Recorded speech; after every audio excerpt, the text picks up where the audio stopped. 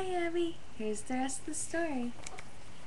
By the time the sun was hot and the flowers were plenty, the little girl could swing alone, kicking her feet higher and higher until she could see the roof of her house. Then back she would swing, back until she seemed to look straight at the ground. Big Oak loved the sound of little girl's laughter, her footsteps running toward him, her squeals of delight as she swung higher and higher. Yes, Big Oak loved Little Girl. When she swung, he stood strong. When her daddy built her a tree house in Big Oak's branches, Big Oak gladly held it. When Little Girl stretched out in the grass to watch the clouds float, Big Oak shaded her.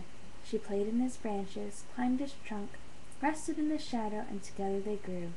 Each year both grew taller. Each year both grew stronger. When gray skies brought cold days, Big Oak slept and the swing hung silent. When blue skies brought warm days, they laughed and played. Little Girl talked, and he listened. And at last Big Oak knew he had become the tree God made him to be.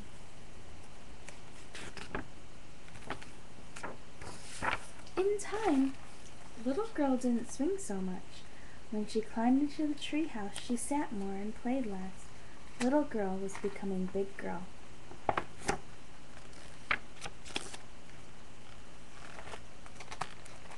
There's Big Girl. Big Girl spent many blue days sitting on the ground, leaning back against Big Oak's trunk and watching the clouds drift by. Big Oak knew Big Girl had a big question on her mind, because she said things like, "I don't know what I'm supposed to be," and "It's hard to let go," and "How can I know who I am?" Big Oak wanted to talk with Big Girl. He knew just what to say. He would say, "Within you is a great girl. Just be the person that God wanted you to be." "Orange trees grow oranges," he would say.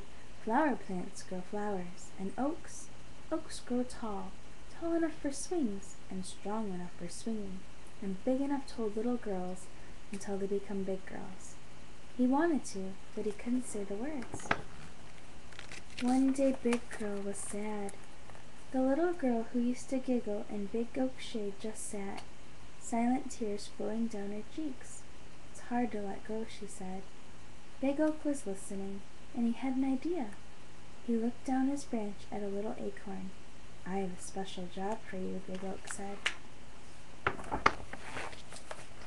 The next time the wind blew his branches, Big Oak let the branch shake more than the others.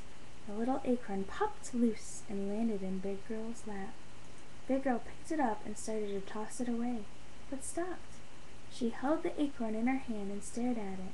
She turned and looked up at Big Oak. "Were you ever this small?" Answering her own question, she continued, "Of course you were. You grew into a great big oak from a little acorn. All you did was become what God made you to be." She looked again at the acorn and back at the tree. Her eyes brightened. "Do you suppose that's what God wants me to do?" Big Oak wanted to shout, "Yes!" but he didn't have to. Big Girl stood and announced, "Of course he does. Now it's time for me to let go and become the person God made me to be." Big Girl smiled, placed the acorn in her pocket, and began walking away.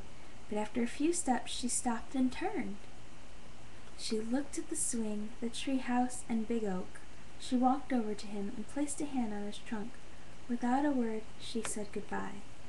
Without a word, Big Oak did the same.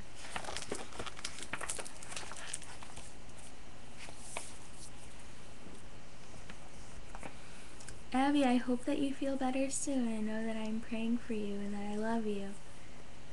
Bye, Abby.